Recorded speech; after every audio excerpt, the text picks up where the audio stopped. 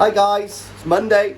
So I had a bit of a lay on this morning after my hard day's graft yesterday. I was actually knackered, guys. A proper, I don't know, must be getting old, I guess. But I was pretty tired. Do you like these? So I'm going to try to clad my next door neighbour's side today now. Get that done and dusted before they come back. It's a bit easier, so if I stand on their Delia camellia or Hideous chlamydius, they don't give me a bad look, you know. So do that when the cat's away, and then I might go down to the boat later on, depending on how bad the swell is going to be. And I think the swell is going to be horrendous. I don't think I'll be going out, but might put a little bit of video footage of the harbour because it's quite nice, to be honest, and see if my I put like a tarp on the console to keep all the electrics reasonably dry, but it was so windy yesterday. I think I'll go down and check it out. So yesterday I had to move all these bloody canoes because one of them actually flew off the roof down here. It's broken the side of my guttering. Don't worry about that, that was broken already. So I'll have to replace that now, but yeah, that would have been fun if it would have come any closer. I would have gone mental if it would have broken these windows. So yeah, to that end of things, I'm going to possibly leave that there for a minute because it is still pretty windy. I think the wind's dying down to about 10 miles an hour later, but at the moment it's 25-ish, 28-ish. So I had some great feedback about that grow and show, guys. Looks like people are really quite excited to do the Hyatt Surrey grow and show. So let me reiterate, I'll have to talk to Keith, but the fish he has are priced between £395 and £500, but I reckon if we've got enough people on board, we can get that down to about 250 quid, I'm hoping. Let's see, but Keith obviously has to make something on the fish, so depending on what he's bought the fish in at, is depending on what we can get them for. So a quantity buy will actually get that down quite low. So I'm hoping about 250, but I don't really know how much they buy fish for in Japan. So anyway, and I've been thinking about the prize. So I want there to be a prize, and I think from the goodness of my own heart, what I think we'll do is we'll do the grow and show. I'm going to enter it as well, but I can't win, obviously, because I'm going to be one of the judges that I don't know anything about koi, but I'll do a little bit of judging with Keith at the end. Whoever actually wins will get the fish for free. So whoever wins the competition, I will buy their fish, pay for their fish, and if I win, which I probably won't, then it just gets put on, and then the second place winner will win. So someone will definitely win. I won't win nothing. I will only have an added expense of giving you your money back for your fish. So you could benefit from 6 months or 12 months later, you could benefit from owning a, I don't know, £750,000 fish. Who knows? But anyway, I'm still working this out. I'm still wondering if it's going to be worth it for people to do it. And it certainly seems like a good dozen or so people have contacted me already saying, yes, that'd be amazing. And even if we can do it with a dozen people, it'd probably be worth it because it would be good fun, wouldn't it? So, but we're going to host an amazing event as well. I'm hoping to do a really nice spread, and we'll have some beer, and we'll have a bit of a chin wag and stuff like that. But it'll be really good. I'll see if I can get the Scissor Sisters down to play live as well, because I'm quite friendly with him. I'm joking. But anyway, let's crack on with this cladding on the outside. Like I'm saying, I've got a clad now all around my mates, so my neighbour's side. I'm going to cut this off so it's not flapping around for a little while. I am actually going to ring up the roofing suppliers later on. I'm going to take this thicker bit off here because I think I need to trim off these little tiny down bits, and I need to sort out something. I want to go to B&Q to see if I can get some thinner wood to go there. If not, I think what I'll do is I'll cut down a little bit of feather edge and use the thick side to come down and butt up against this, because the thick side looks kind of like rough sawn and it will look quite nice. I want it to match. And then I might box in this underneath here. I've got a cable up there for an outside light, which, will it fit up there? Yeah, it might not fit there. So we might put the light above there at least then it lights up this area quite nice, and it's not going to interfere with the door. So without further ado, let's get cracking. Put these back first though, won't I? Right guys, been at it like a dog. I haven't actually done loads of work today, to be honest. I've been down Bury Port on the old boat. I think the engine needs a service. It's quite rough out there today, and I was going to go for a spin, but I got a funny feeling that might have been a bit rough again today. So and my engine's a bit knocky down low, so I think I'm going to fit some new spark plugs. Rods, that was down with me last week, he's a marine engineer, so he said, yeah, you've got he goes, I have your mercury come from spark plugs. I took it that means that Mercury engines go through spark plugs. But anyway, let me spin you around, guys. Let me show you what I've done. Okay, so as you can see, this side, we've done all the cladding. And what I've done here is, I've had to remove this and I've put a bigger fascia board on. Now, I've bought the rubber roof. Let me show you the rubber roofing. Hey boy, I forgot about that. So me and my son, Wolfie boy, we went to look at the state of this. Guys, when I go through a project, this place gets carnage. It gets annihilated. So here we are, guys. Here's my rubber roofing. So yeah, there we are. My rubber roofing, 1.2 mil. That's the roofing itself there. What I've got, well, there we are. What I've got in there is all the upstands and the drip trays and whatever they are. Over here, we've got the glues. That's the main like a PVA kind of glue that goes in the center, and this is the one then, I think about 100 mil or 150 mil each side. You flip it back, you do these contact adhesives on each side, wait till they're tacky, boom, it's stuck. These are the corners. So and they come with all the poly caps, everything. Where are they?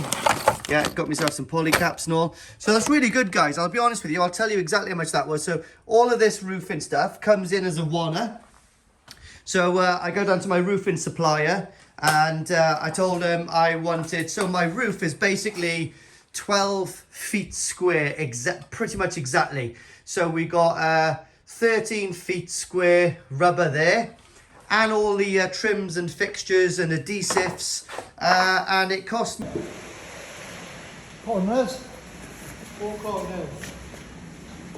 And it actually cost me £460, which I think is very good, to be honest. So £460 to rubberize my roof.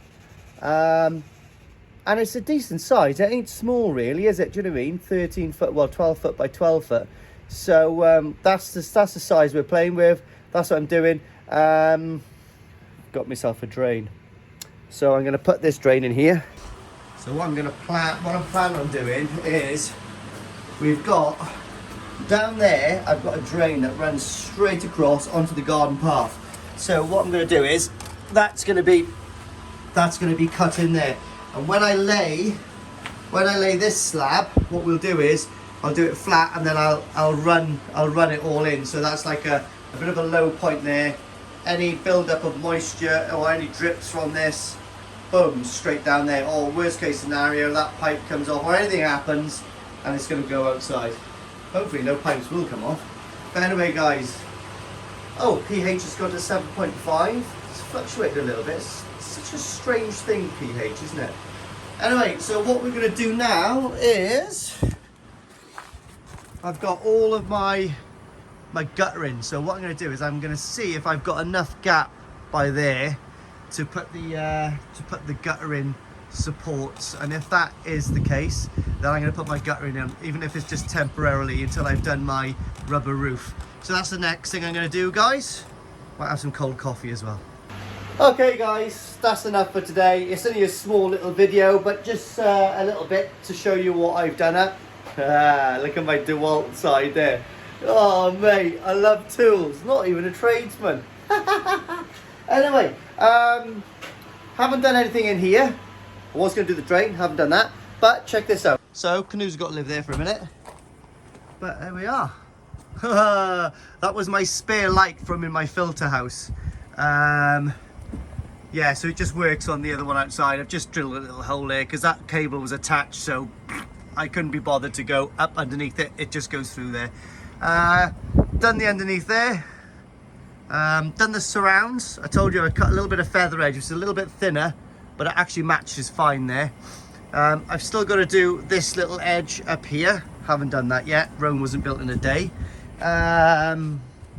What else have I done? Oh, done the guttering, guys. So I haven't got enough down tube. They didn't have that down tube in B&Q for some reason. So I will get a little bit more because that down tube has come off something else. But what I did want to do is just get that guttering on quick to stop it from getting bloody sodden and to try this block work out here. So now that should kind of, it's going to have a little bit of a leak underneath. I know it is because this batten is on there, which is not going to be on there when I do the rubber roof, which I have got, by the way. I've told you guys. And I've just put a little bit of a kink there, so if any water comes down, it'll just come off here quick onto my old drainage way. Yeah, guys, so I'm quite happy with that. It's not going to kick out a load of light, but when I'm sitting down here in the evening, chilling out in the summer with a glass of wine, well, got a little tiny light. This is a lovely little cutch area now, guys. I quite like that. It's very secluded. Coming up here, very happy with my pond. Haven't done anything this side apart from I have actually clad up to the very corner there. I've got to put one more bit here to cut in. I haven't done that because, like I said, I've just been flat out. But the next thing I'd like to do on my next day off is continue this this bead all the way across to there. And then I'm not going to put them on this, but what I'm going to do is I'm going to put the slate back, cut the slate so it goes all tidy, and then that's all tidy there then. I'll be well happy with that once that's done. Once I've got my rubber roof on, it's got like a nice black plastic reveal with black poly tops all the way around. So that's going to look the monkey's nuts. I've got a little tiny bit of trim to go all the way down the edge. But what I am going to do, before I put the rubber roof on, guys, I've got a load of this batten left. So I'm going to take this plastic roof off, and then I'm going to put a double amount of, two basically battens, just to bring it out slightly. Because if I take those battens off, as you can see, it's got no overhang at all. It's quite tight as it is, but the way the rubber roofs work is there's nothing that comes off these sides anyway, because it's got like a little bit of a lip that keeps it in. Oh, yes, yeah, guys. Oh, say hiya. Hiya, mate. Say hiya, Dada. Naughty kid. Right, I'm going to take him in for a bath in a minute. I might take this monstrosity off the top of the pond, but the fish are quite happy. The fish are very happy. Yeah. When did I do that fluke treatment? Is it time to do the other fluke treatment now? Let me work it out. Possibly could be. Yeah, the fish are very happy. The only thing I've got is my Shurit Yatsuri there has got one, can you see where my finger is? One tiny little white spot on its tail. Don't know if that's something I should be worried about. A very tiny white spot. Can you see it from there, guys? See that tiny white spot? Comment below, tell you what I should do. But yeah, apart from that, everything's hunky-dory. Water params are class. The ponds are 18 degrees, but they ain't feeding as much as they were. I don't know, possibly they know something's coming. Winter is coming. So I think they're cutting back on their food a little bit. But anyway, love my fish, look, lovely. Look at those two Shurit Yatsuris. Anyway, guys, I hope you like this video. It's not very long. It's a few finishing touches going on the other side of the pond. Filter house, I mean. Nothing much to say. Just thought I might chuck this one out there because I can, for shits and giggles. So I'm going to wrap it up there. And I'll catch you next weekend. When I've got another couple of days off and I got loads of stuff to do. I think we might be working. If it's a dry weekend, we're going to do the roof, which doesn't take a long time. That'll take me a morning or an afternoon, depending if it's bone dry. All right, it needs to be dry. Failing that, I've got some stone work to do, and I'm going to start titivating the inside. So maybe dig out that drain, put that other bit of slab in. Got some painting to do, but that painting I want to do last because I don't need splashes from any concrete going in there. But anyway, guys, thank you very much for watching. Please subscribe, helps me loads. And still comment on that grow and show because loads of people are really interested, and I'll talk to Keith seriously. And what I'm thinking about doing is obviously doing it early next year at the start of the growing season, and then we'll have a 6 to 9 months, well 6 to 8 month growing season, and then we'll do the results then. So we'll just get the fish in your pond, we'll grow a massive over the summer, and then we'll do it then. So it's not a massively drawn out thing. 6 months, bish bash bosh, someone's gonna have a free Hyatt Siri from Shinoda. Ooh.